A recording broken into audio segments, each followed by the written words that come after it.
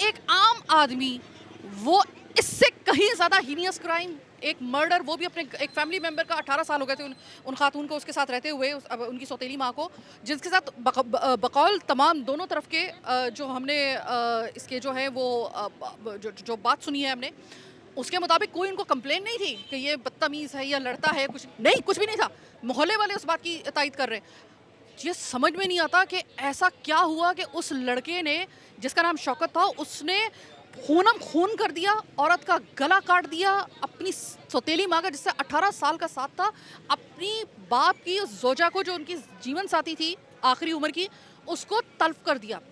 और फिर उसके बाद जो है, अब वो है वो अलग किस्म के बयानात दे रहा है, ऐसा साबित करने की कोशिश कर रहा है कि जैसे वो अपने हवास में ना हो। ये क्या स्टोरी है? अल्लाह ना करे कि ये वाक़या अगर इस ख़ानदान में हो सकता है, जिनको कभी वहमो गुमान में भी नहीं था कि कभी इनके साथ ये वाक़या होगा, ये आपके और मेरे साथ भी खुदा न खास्ता हो सकता है, क्योंकि अदम बर्दाश्त और इस तरह के मामलात इतने ज़्यादा इस वक्त मुआशरे में होना शुरू हो गए हैं कि इसके ऊपर आवाज़ और सवाल उठाना ज़रूरी है। यही सवाल लेकर हम लोग यहाँ पर आए हैं। बात करेंगे लतीफ़ साहब, जो उनके शौहर, जिनका बेटा जो है वो क्रिमिनल है और कॉल्प्रिट है इस मामले में, उनसे बात करेंगे और आखिर में चलेंगे थाने। ये गुत्थी किसी हद तक सुलझे, कोई कोई ऐसा क्लू मिले, ये जानना बहुत ज़रूरी है, सिर्फ इस फैमिली के लिए नहीं, आपके और मेरे लिए भी, इस मुआशरे के लिए भी। अब हम आ गए हैं लतीफ़ साहब के पास। लतीफ़ साहब, जो कि फ़हमीदा अख्तर साहिबा, जिनका मर्डर हुआ, उनके शौहर, और शौकत के वालिद साहब, जो कि कॉल्प्रिट है, जो कि इस वक्त अरेस्ट है, जिसने मर्डर किया है।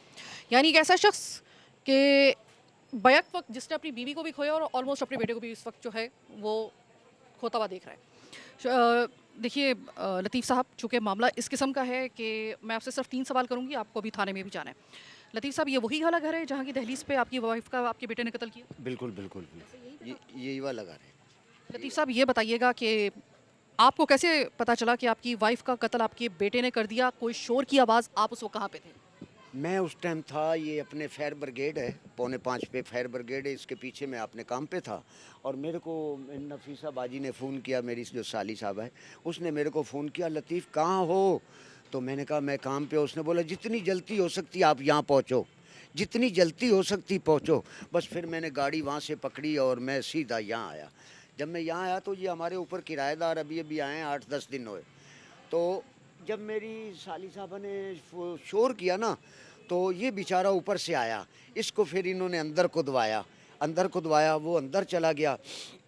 तो उस टाइम ये अपनी वालदा को काट पीट मतलब उसको मार दिया था, वालदा को काट दिया था इसने। और जब ये लड़का आया तो इसने सीढ़ी उतर के, जब इस लड़के ने देखा ना, तो इसने बोला ये क्या कर दिया तुमने, ये तो सब खून ही खून पड़ा हुआ है। तो इसने बस वो उतनी बात सुनी, फिर उसको पकड़ लिया, उसको पकड़ा। फिर मसहरी पड़ी थी, मसहरी पे उसको वसाकियों के साथ मारा। वो बेगम जिससे चलती थी ना, उससे फिर उसने मारा। फिर अंदर बांस का सोटी पड़ी थी, कुल्हाड़ी से तो बेगम को मारा इसने, कुल्हाड़ी से। और उसको वो साकी मारी, उसके सर में मेरे ख्याल में 10-12 टांके भी लगे हैं। तो बेटे के या वाइफ़ के? नहीं, मतलब वो जो हमारा किराएदार है, अच्छा, सही है। किराएदार आपके को भी आपका किराएदार जो ऊपर आया था, उसको लगी, उसकी भी वो ज़ख्मी हुआ है। वो भी ज़ख्मी हुआ। तो ये इस गेट के अंदर, यहाँ मैंने गेट खुलवाया ना, मैंने खोला, चाबी मेरे पास थी, तो अंदर से उसने कुंडी लगाई हुई थी। तो मैंने उसको बड़े गुस्से के साथ कहा, तो उसने कुंडी खोल दी। कुंडी खोली तो इसको यहाँ लेके वो दबाया हुआ था। मैं 2 मिनट या 3 मिनट और नहीं आता तो ये 2 कत्ल हो जाते। लतीफ़ साहब, यानी कि आपके किराएदार का और आपकी बीवी का तो ऑलरेडी हो चुका था। हाँ जी। लतीफ़ साहब, अब आप मुझे ये बताइएगा कि एक तरफ एक शौहर है जिसने अपनी बीवी को इस हालत में देखा, और उसका कातिल कोई दूसरा नहीं था बल्कि उसका अपना बेटा था, अपना खून। लतीफ़ साहब, अब मुझे ये बताइएगा कि इस क्राइम ज़ाहिर है कि अब इसमें तो कोई शक नहीं रहा कि शौकत इसका जो था कातिल है। एक, अब आप मुझे बताइएगा कि इस वक्त एक हमदर्दी जो है वो एक बाप की ज़्यादा है या एक शौहर की ज़्यादा है? इस वक्त अगर आज आपको बताया जाए कि शौकत को इस हवाले से उसे मतलब उसको सख्त से सख्त आखिरी हद तक कौन सी सज़ा हो सकती है? मौत की सज़ा। अगर फ़र्ज़ करें कि अगर आपको ये फ़ैसला सुनना पड़े, तो एक बाप जो होगा वो मतलब वो ज़्यादा इस वक्त मुतहर्रिक होगा, या एक बीवी का शौहर जिसको बेदर्दी के साथ कत्ल कर दिया गया? मेरे को इस टाइम ना, मेरे को बीवी से अलावा कोई चीज़ नज़र नहीं आ रही।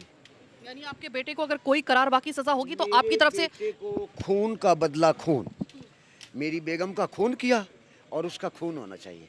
मेरा बेटा फांसी के तख्ते पे पहुंच जाएगा तो मैं उनको भी बोलूँगा, जज साहब को भी बोलूँगा इसको फांसी के तख्ते पे। साहब कौन सी ऐसी वजह हो सकती है कि आपका बेटा जिसको वो मेरे सुनने में आया, मैंने आपके इन लॉ से मैंने बात की है, उन्होंने कहा है कि आपकी बेगम ने कभी उसकी बुराई नहीं की, कि उससे कोई खतरा है या कोई वो बदतमीज है। वो ऐसी क्या वजह हो सकती है? क्या आप मुझे बताइएगा कि क्या आपका बच्चा कहीं ऐसा तो नहीं है कि वो एडिक्टेड हो या किसी गलत सोहबत का शिकार हो, या उसके कुछ ऐसे मामलात हो गए हो, क्योंकि ये हीनियस क्राइम है, ये एक बहुत बड़ा मामला है। मुझे अगर आप कहेंगे किसी चूंटी को मारने को, मैं नहीं मार सकूंगी इस तरीके से, कुछ तो ऐसा हुआ होगा ना। ये टेलर, वो अपने इधर टेलर है, उनके पास काम करता था, तो कह रहा भी टेलर ने मेरी मोबाइल से सिमें निकाल ली, मेरे मोबाइल से सिमें निकाल ली, तो मेरे को यूं करके उंगलियां करके ना मेरे मुंह के करीब उंगली ले आके, तो ऐसे गुस्से के साथ बोल रहा, कह रहा था भी आप उससे मेरी सिमें वापस लेके दो। मैंने कहा यार ऐसा कर, अभी आप सो जाएं तो मैं सुबह जाऊंगा, मैं उससे सिमें ले आऊँगा, मैं सिमें ले आऊँगा और आपको सिमें मिल जाएंगी। हैं, आप क्यों टेंशन में हो? भाई ये टेंशन उसको थी, इस टेंशन से उसने गलत कदम उठाया। कि ये टेंशन ऐसी तो नहीं हो सकती ना कि किसी को गला काट दिया जाए, और वो भी घर के एक मेंबर का। और फिर 3-4 दिन पहले ये ऊपर आप इस सवाल का जवाब देंगे कि ऐसी सिम अगर किसी ने ले ली, फर्ज करें कि मेरी ये सिम जो कि बहुत इंपॉर्टेंट है, सर अगर ये बंदा मेरा कैमरामैन जो है वो मेरी ये सिम ले लेता है, और मैं अपने प्रोड्यूसर को कहती हूँ उसने मेरी सिम ले ली है, तो मैं झुंझलाहट में यहाँ पे किसी के ऊपर हमला नहीं करूंगी बॉस। नहीं कर सकती। वही मैं कह रही हूँ कि इसका तो कनेक्शन बन ही नहीं रहा है। हाँ, इसका कनेक्शन बन नहीं रहा, पर उसने उसके साथ किया, उसने किया, तो इसके दिमाग क्या में उसका क्या, उसको कोई दिमागी खलल था कुछ तो ऐसा, उसके कोई मतलब, ये आम आदमी तो नहीं कर सकता ना। बिल्कुल छोटी ईद से ये रह रहा था, छोटी ईद मीठी से रह रहा था, तो कोई मसला नहीं था। ये 2-3 दिन में जब ये ऊपर से एक दफ़ा ना रात को 3 बजे नीचे आया ये भागता हुआ, तो कह रहा है ऊपर लोग हैं, कोई मेरे को ले जाना चाह रहे हैं। तो मेरी बेगम भी उठ गई, तो उसने कहा ऊपर जाके देख के आओ लतीफ़ साहब। मैंने ऊपर जाके देखा तो ऊपर कोई भी नहीं था।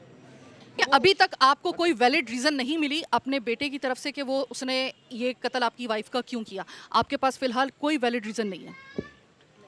अभी वहाँ भी तो आप बयान उनके सुन रहे हो, कभी कहता है मैंने ये किया, कभी कहता है मैंने ये किया। तो मैं तो खुद ये परेशान हूँ, मैं तो खुद ये परेशान हूँ भी कल तो इसने जाना था। आपके बेटे के लिए अभी कार्रवाई शुरू होगी, ठीक है? अभी आप जा रहे हैं पुलिस स्टेशन, आपके बेटे के खिलाफ होगी कार्रवाई शुरू, चूँकि वो कल्प्रेट है। इस दौरान में क्या आप उसके लिए कोई वकील हायर करेंगे, या फिर उसकी कोई कानूनी उसकी कोई मदद या किसी किस्म का? बाप है ना? आप कुछ नहीं करेंगे? मैं कुछ नहीं करूँगा, मैं कुछ नहीं करूँगा। सिर्फ ये मेरी जो बेगम थी ना, इसके लिए मैं बहुत कुछ कर सकता था। इसने 18 साल के अंदर ना मेरे से कुछ छुपाया नहीं। इसने मेरे को ऐसे रखा, बिल्कुल सर के ऊपर रखा। इस मेरी बेगम ने, आज वो दुनिया से चली गई, कल को जाना हमने भी है, जाना हमने भी है, पर इसने मेरे साथ कोई तकलीफ नहीं दी। मेरे को इसने खुश रखा है, मेरे साथ नाराज़ नहीं हुई, और मैंने भी उसको खुश रखा है, मैंने भी उसको खुश रखा।